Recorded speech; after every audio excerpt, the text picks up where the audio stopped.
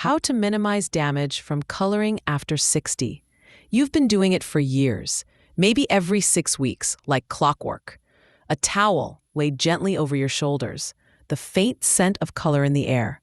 It's familiar, reassuring, part of your rhythm. But lately, something shifted. The ends feel more brittle. The shine that used to bounce back after a fresh color? Not quite the same. And the roots seem to show up faster, even when you've kept your routine exactly the same. You're not imagining it. Hair changes after 60, and so does the way it responds to color. What worked beautifully for years might now leave your hair drier, thinner, or just more fragile than before. This video is here to help you work with those changes, not against them. Welcome to Elder Insights, where we talk about what's really happening with your hair, your body, and your everyday life, without hype or pressure.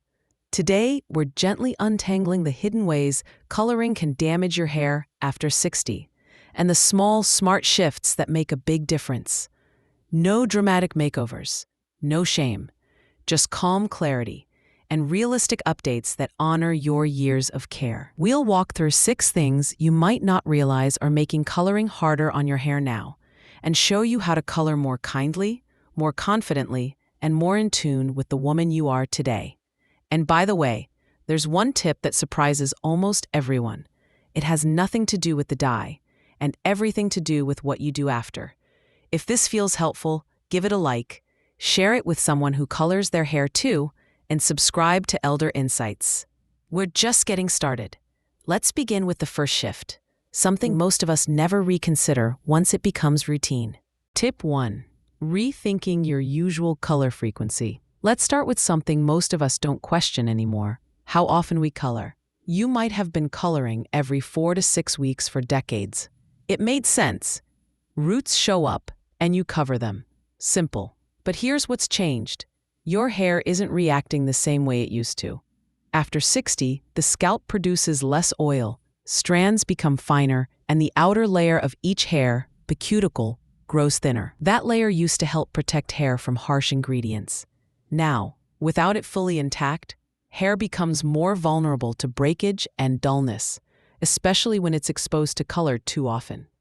What starts as a touch-up can become a cycle of damage, especially if you're overlapping color on previously treated strands without meaning to.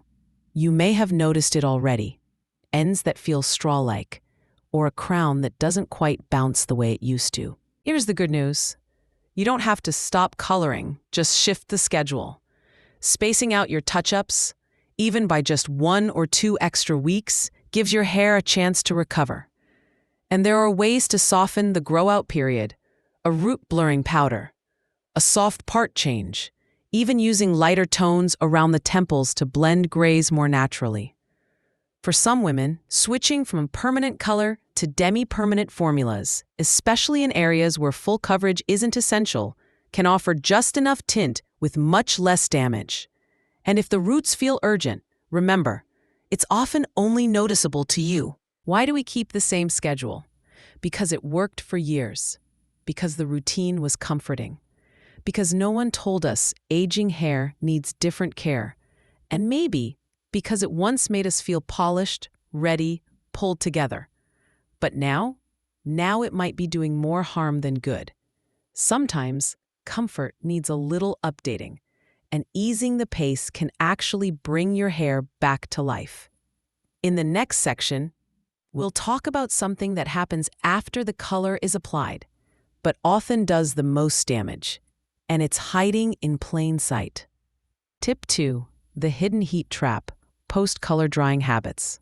Let's follow the process a little further.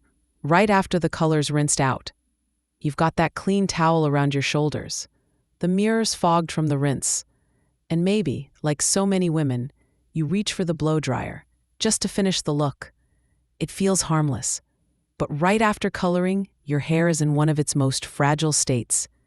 Coloring opens the cuticle layer, so pigment can enter. But that same openness makes hair more porous and far more prone to moisture loss and heat damage if you apply high temperatures too soon, especially after 60, when hair has less natural oil and elasticity.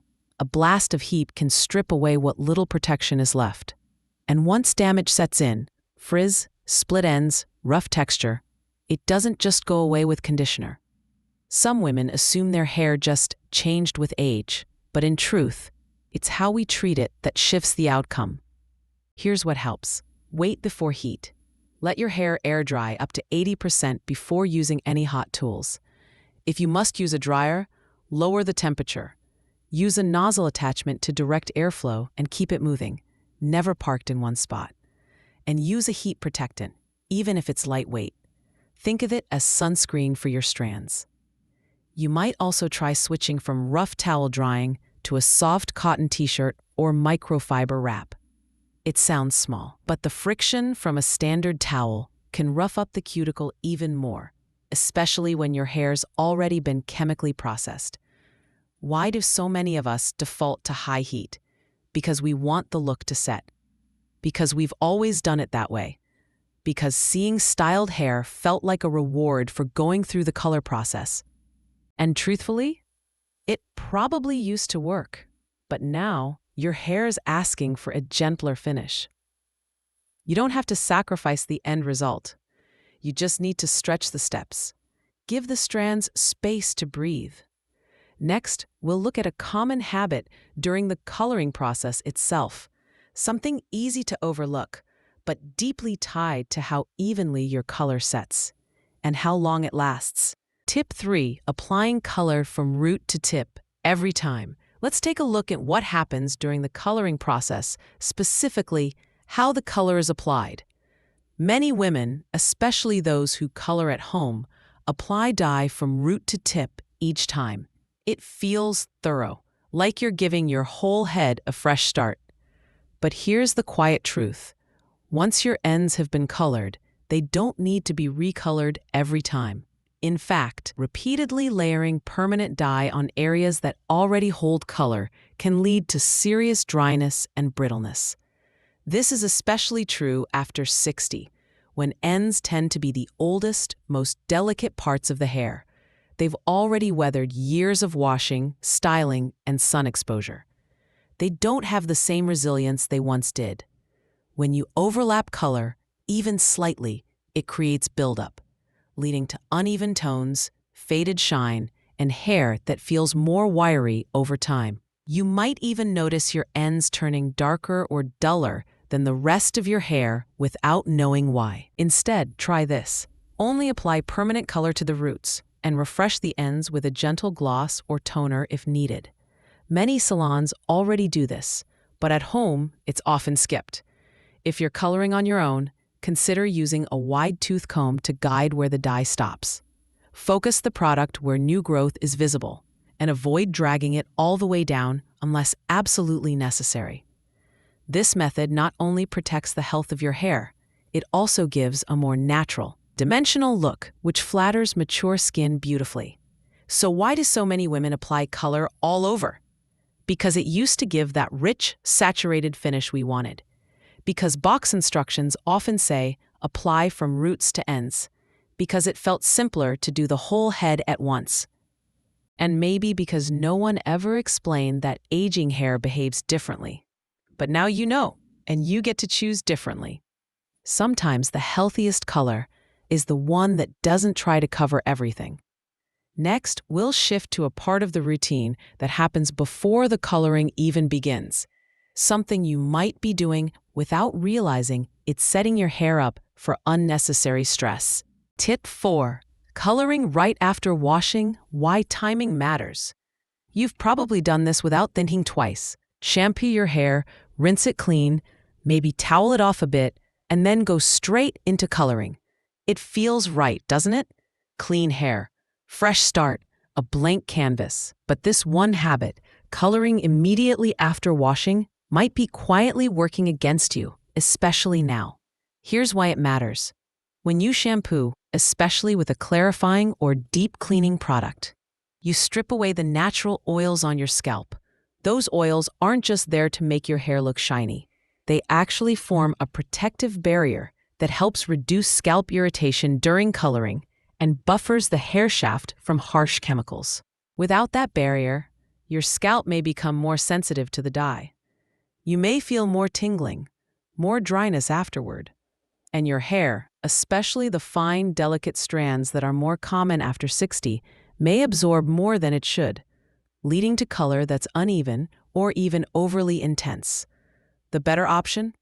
Wait a day.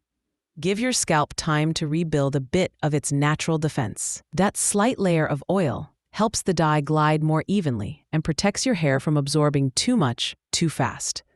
And if you're using a semi or demi-permanent dye, this becomes even more important because these formulas sit closer to the surface of the hair and depend on your hair's natural condition to work properly. Still want clean hair before coloring? Try a light rinse with water only, or use a sulfate-free conditioner to refresh without stripping. Why do we reach for the shampoo first? Because clean feels like control. Because we were told dye takes better on fresh hair. Because it's how we've always prepared. And truthfully, that may have worked just fine for younger, oilier scalps. But now, gentleness is power. And waiting even 24 hours can be a form of protection, not delay. The next tip focuses on something even smaller, but just as revealing. It's not about when or how, but what, and why one common tool you've trusted for years might be quietly wearing your color down. Tip 5. The wrong brush can strip your color faster. It sounds almost too simple. But the brush you use, especially right after coloring, can make a surprising difference in how long your color lasts and how healthy your hair feels. Many women over 60 use the same type of brush they've always used. Maybe it's a sturdy bristle brush. Maybe it's a vented plastic one.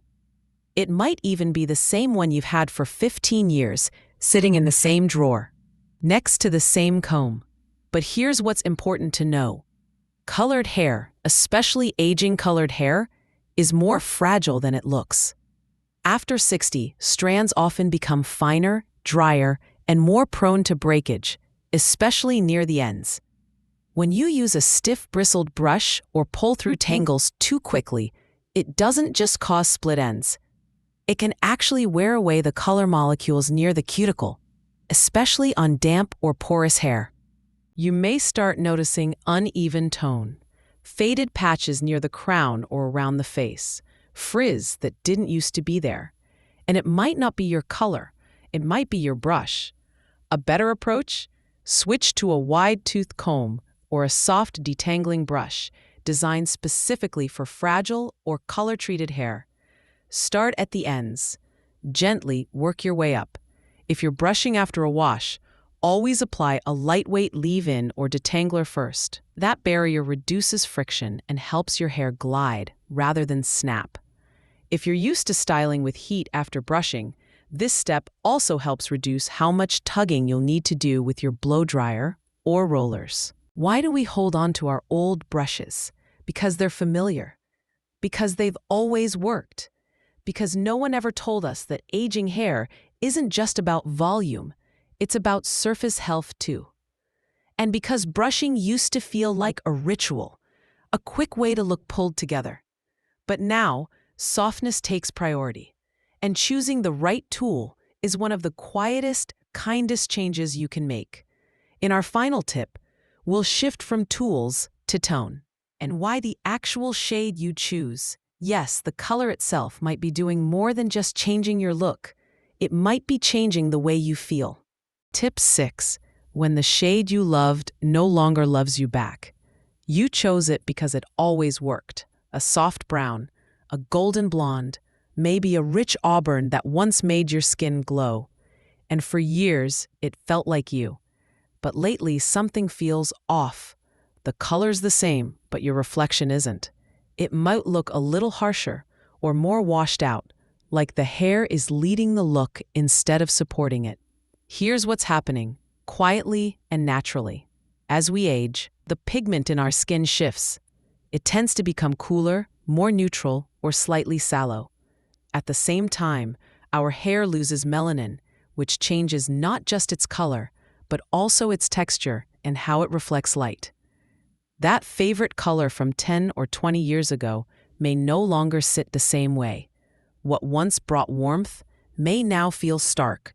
What once lifted the face might now draw it down. And it's not because you did anything wrong. It's because the framework changed and the paint stayed the same. Choosing a slightly softer tone, even within the same color family, can make a huge difference. Instead of deep brown, try warm mocha. Instead of golden blonde, try creamy beige with subtle highlights around the face. Adding gentle dimension, especially near the temples and jawline, can brighten your features without trying to mask them. This isn't about going lighter across the board. It's about harmony. When your hair tone matches the new undertones of your skin, everything looks softer, calmer, more you. Why do we stay with the same shade? Because it worked? Because it felt safe? Because sometimes changing color feels like letting go of a part of yourself. But here's the truth. Changing your tone doesn't mean changing your identity. It means updating the conversation between your hair and your face. Sometimes the subtlest shift in color can feel like clarity. And when your reflection feels in sync with who you are now, it shows. So, what does it all come down to? Not perfection, not starting over, just a few thoughtful changes that meet you where you are now. You've cared for your hair for decades. You've made it work through trends, routines, and transitions. Now it's simply time to shift, softly, with clarity, from stretching your coloring schedule to rethinking the tools in your drawer, to choosing tones that flatter your present skin, not your past palette. It's not about coloring less. It's about coloring wiser. When you understand what your hair needs after 60, your routine starts to feel less like work and more like support. Fewer products, less damage, more softness, more you. And most of all, more peace when you catch your reflection. Picture this: a clean mirror, a towel gently resting over your shoulders. The color smells the same, but something feels different. Not rushed, not rigid, just right. Because now you're not guessing, you're choosing. Thanks for spending this time with Elder Insights. If this gave you something to think about, consider sharing it with someone else who colors their hair. Give it a like and subscribe if you'd like more calm, clear advice like this. No trends, no pressure. Just real understanding. You're not behind. You're just ready now. And that's a beautiful place to begin.